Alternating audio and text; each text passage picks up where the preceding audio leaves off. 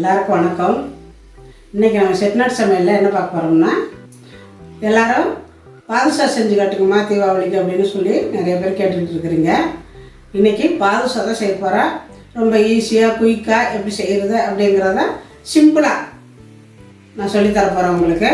வாங்க இப்போ அது எப்படி செய்கிறதுங்கிறது பார்க்கலாம். இப்போ நம்ம பாதுஷா செய்கிறதுக்கு நான் மைதா மாவு 1 கப் எடுத்துருக்கிறேன், 3/4 கப்பு சர்க்கரை எடுத்துருக்கிறேன், இது ஏலக்காய் பொடி எடுத்துருக்கிறேன். இப்போ ஃபஸ்ட்டு நம்ம மாவை பிணைஞ்சிக்கலாம். மாவு போட்டுக்கிறேன். இது 100 கிராம் மைதா, கொஞ்சம் போல் சால்ட் போட்டுக்கோங்க, லைட்டாக போட்டுக்கோங்க சால்ட்டு. சின்ன ஸ்பூனால் 1 ஸ்பூனு பேக்கிங் பவுட்ரு போடுறேன்.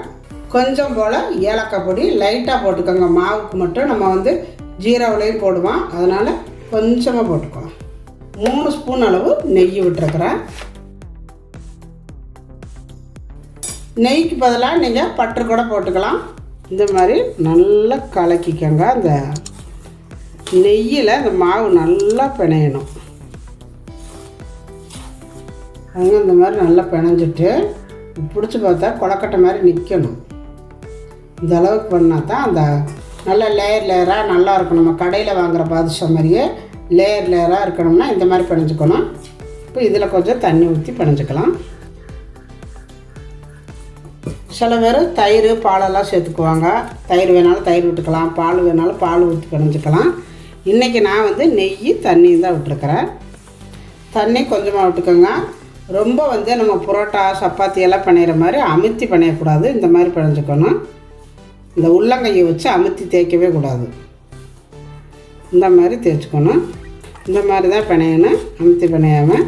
இதில் சில பேர் ரோஸ் எசன்ஸ் கூட விட்டுக்குவாங்க, வேணாலும் விட்டுக்கலாம். நான் ஏலக்காய் போட்டிருக்கிறேன்.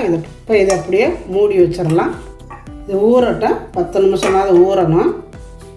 மாவு ஊறட்டும், நம்ம ஜீரா காய்ச்சிக்கலாம். பாத்திரம் அடுப்பில் வச்சுருக்கிறேன். 3/4 கப்பு சர்க்கரை எடுத்துருக்கிறேன். அதாவது 1 கப்பு மாவுக்கு 3/4 கப்பு சர்க்கரை சேர்த்துக்கலாம். சேர்த்துட்டு 1/2 கப்பு தண்ணி சேர்த்துக்கலாம். நம்ம ஏற்கனவே மாவில் கொஞ்சம் ஏலக்காய் தூள் போட்டிருக்கிறோம். இப்போ இந்த ஜீராவில் கொஞ்சம் ஏலக்காய் பவுடர் போட்டுக்குவோம். போட்டுட்டு நல்லா கலக்கி விட்டுக்கோங்க. நல்லா கொதிக்கட்டு. ஒரு கம்பி பதம் வரையில் நான் காட்டுறேன். சர்க்கரை பாவு ரொம்ப பாவு பதம் வரணுங்கிறது இல்லை. நம்ம குலோப்ஜானுக்கெல்லாம் பாவு காய்ச்சுவோம் பார்த்திங்களா, அந்த பக்குவம் இருந்தாலே போதும். சர்க்கரை பாவு உங்களுக்கு நிறைய வேணும்னா இன்னும் கூட உங்களுக்கு இன்னும் ஒரு 1/2 கப்பு சர்க்கரையை போட்டு இன்னும் 1/2 கப்பு தண்ணி சேர்த்துக்கிட்டிங்கன்னா, அதாவது நம்ம பாதுஷா போட்டோன்னா நல்லா முங்கி எடுக்கலாம். இது என்ன பண்ணணும்னா, நம்ம அதுக்குள்ள லைட்டாக போட்டு தான் நம்ம எடுக்க போகிறோம். அதனால் நான் கம்மியாக வச்சுருக்கிறேன். கடையிலலாம் நம்ம வாங்குறது பார்த்திங்கன்னா நிறைய ஜீரவை வச்சுக்கிட்டு அதுக்குள்ள போட்டு முக்கி நல்லா எடுத்துருவாங்க. நம்ம அந்த சர்க்கரை பாவு மறுபடியும் வேஸ்ட் ஆகும் அப்படிங்கிறக்காண்டி நான் அளவாக வச்சுருக்கிறேன். உங்களுக்கு வேணும்னா அந்த மாதிரி கூட செஞ்சுக்கலாம். ஆனால் சர்க்கரை பாவை வேறு எதுக்காக யூஸ் பண்ணிக்கணும். இது நிறைய மிச்சம் இருக்கும். இது ரொம்ப கம்பி பதம் வரணுங்கிறது இல்லை. நல்ல கையில் பிசுன்னு ஒட்டணும் பாருங்கள் அந்த மாதிரி. இப்போ அடுப்பை ஆஃப் பண்ணிக்கலாம். இப்போ நம்ம சர்க்கரை பாவை கீழே இறக்கி வச்சுட்டோம் பாருங்கள். ரொம்பலாம் கம்பி பதம் வேண்டாம். அப்போ ரொம்ப கம்பி பதம் வந்துச்சுன்னா உள்ளே அந்த பாதுஷாக்கில் உள்ள சர்க்கரை இறங்காது. இந்த மாதிரி இருந்தாலே போதும். இப்போ இதில் 1 சொட்டு லெமன் விட்டுக்கலாம். ஏன்னா சர்க்கரை அப்படியே கட்டி கட்டியாக வந்துக்கும். ஒரு சும்மா 2-3 சொட்டு அவ்வளோதான். ரொம்ப விட்டாலும் புளிப்புத்தன்மை வந்துடும். இந்த மாதிரி கலக்கி விட்டுக்கோங்க. இதில் சில பேர் குங்குமப்பூ போடுவாங்க, கேசரி பவுடர் போடுவாங்க. உங்களுக்கு வேணும்னா போட்டுக்கோங்க. இப்போ நம்ம மாவு எடுத்து பாருங்கள் நல்லா ஊறிடுச்சு. இப்போ நம்ம மாவை உருண்டை பிடிச்சிக்கலாம். இந்த அளவுக்கு மாவு எடுத்துகிட்டு நல்லா உள்ளங்கையில் வச்சுட்டு நல்லா இந்த மாதிரி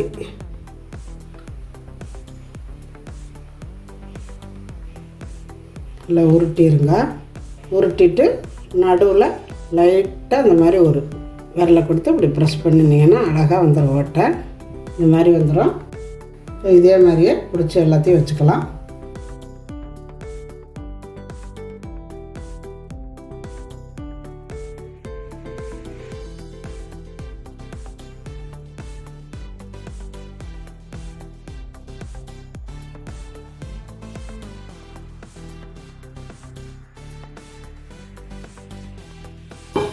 இப்போ பாருங்கள் நம்ம எல்லாமே உருண்டை பிடிச்சாச்சு. 100 கிராமுக்கு 12 உருண்டை வந்திருக்குது. இப்போ எண்ணெய் காய வச்சு போட்டு எடுத்துக்கலாம். இப்போ பாதுஷா செய்கிறதுக்கு பாருங்கள் எண்ணெய் காயுது. மெயினாக வந்து நம்ம பார்க்க வேண்டியது இந்த எண்ணெய் தான். எண்ணெய் வந்து ரொம்ப காய விடக்கூடாது, லைட்டு சூடாக இருந்தாலே போதும். அடுப்பை கொஞ்சம் குறைச்சி வச்சுக்கோங்க. லைட்டு சூடானோடனே நம்ம வந்து குலோப்ஜாம் போடுற மாதிரியே தான், எண்ணெய் வந்து ரொம்ப சூடாகக்கூடாது. இப்போ இதில் ஒவ்வொன்றா போட்டுக்கலாம். இந்த மாதிரி தான் இருக்கணும், அப்போ தான் உள்ளருதி நல்லா வேகும்.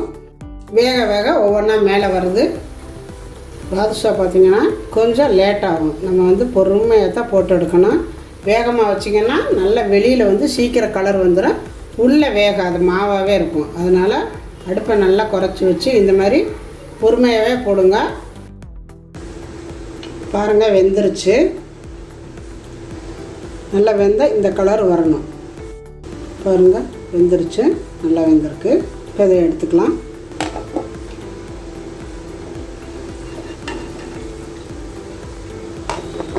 பாதுஷா வெந்த உடனே எண்ணெய்க்குலேருந்து எடுத்த உடனே ஜீரவுக்குள்ளே போட்டுருங்க. ஜீரவும் வெது வெதுப்பான சூடாக இருக்கணும். நம்ம பாதுஷாவை எடுத்த உடனே நீங்கள் அந்த சர்க்கரை பாவுக்குள்ளே போட்டிங்கன்னா உடனே அந்த சூட்டுக்கு நல்லா உள்ளேறி அந்த சர்க்கரை பாவு ஏறி நல்லா சாஃப்டாக இருக்கும். பாதுஷாவை நீங்கள் ஆற வச்சு எடுத்துகிட்டு எல்லாத்தையும் பொரிச்சதுக்கப்புறம் நீங்கள் போட்டிங்கன்னா உள்ளே சர்க்கரை பாவு இறங்காது அவ்வளோ சீக்கிரம். அதனால் சூடாக இருக்கையிலே உள்ளே போட்டுக்கோங்க. சர்க்கரை பாவில் போட்டு 20 நிமிஷம் இருக்கணும், அப்போ தான் உள்ளருதி ஊறும். இப்போ நம்ம எல்லாமே எண்ணெய்க்குள்ள பொரித்து எடுத்து ஜீரகத்தில் போட்டுட்டா பாருங்கள் ஊறிட்டு இருக்குது. இந்த மாதிரி நம்ம வந்து பெரிய பெரிய கடையிலலாம் செய்கிறவங்க இப்படி பண்ண மாட்டாங்க. போட்டு ஜீரகம் நிறையா இருக்கும், உள்ளே போட்டு ஒரு முக்கி கொஞ்சம் நேரம் ஊற விட்டு எடுத்துருவாங்க. நம்மளுக்கு அவ்வளோ பாவு வேஸ்ட்டாக ஆயிருமே தான் அளவாக ஊற்றிருக்கிறேன்னா. இப்போ நம்ம எல்லாமே எண்ணெய்க்குள்ள பொரித்து எடுத்து ஜீரகத்தில் போட்டுட்டா பாருங்கள் ஊறிட்டு இருக்குது. ஒவ்வொன்றா ஊற எடுத்தாச்சு. கொஞ்சம் போல் பிஸ்தா பருப்பு எடுத்து வச்சுருக்கிறேன். இப்போ அது மேலே தூவிக்கலாம். வேணுன்னா தூவிக்கலாம், வேண்டான்னா விட்டுறலாம். இல்லை வேறு எது வேணாலும் முந்திரி பாதாம் என்ன வேணாலும் போட்டுக்கலாம்.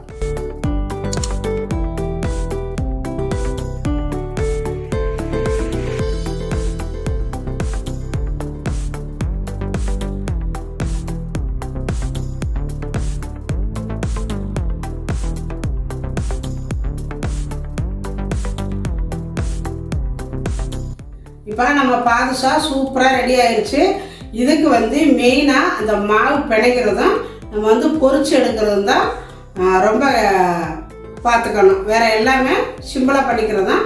நம்ம மாவு பிணையும் பொழுது சப்பாத்திக்கு பிணையிற மாதிரி பிணையாமல் நான் பிணைஞ்சு கட்டின மாதிரி பிணைஞ்சிக்கோங்க. அதே மாதிரி நம்ம பொரிச்சு எடுக்கும் பொழுது ரொம்ப அடுப்பை வந்து ஸ்லோவிலே வச்சுக்கணும். வச்சு பொரிச்சு எடுத்திங்கன்னா தான் இந்த மாதிரி நல்லா உள்ளே இருந்து வெந்திருக்கும், வெளியில் நல்லா இந்த கலர் கிடைக்கும். இல்லைன்னா சீக்கிரம் வந்து மேலே வெந்து போயிடும், உள்ளே மாவாகவே இருக்கும். ரொம்ப ஈஸியான வேலை தான். இது எல்லாருமே செய்யலாம், பயப்படவே வேண்டாம். நீங்களே இதே மாதிரி செஞ்சு பாருங்கள். செஞ்சு பார்த்துட்டு எப்படி வந்துச்சுன்னு எனக்கு கமெண்டில் சொல்லுங்கள். இந்த வீடியோ பிடிச்சிருந்தா லைக் பண்ணுங்கள், ஷேர் பண்ணுங்கள். செட்டிநாடு சமையலுக்கு சப்ஸ்கிரைப் பண்ணுங்கள். நன்றி, வாழ்க வளமுடன். இப்போ பாருங்கள், நான் ஒன்று எடுத்து உடச்சி காட்டுறேன் உங்களுக்கு.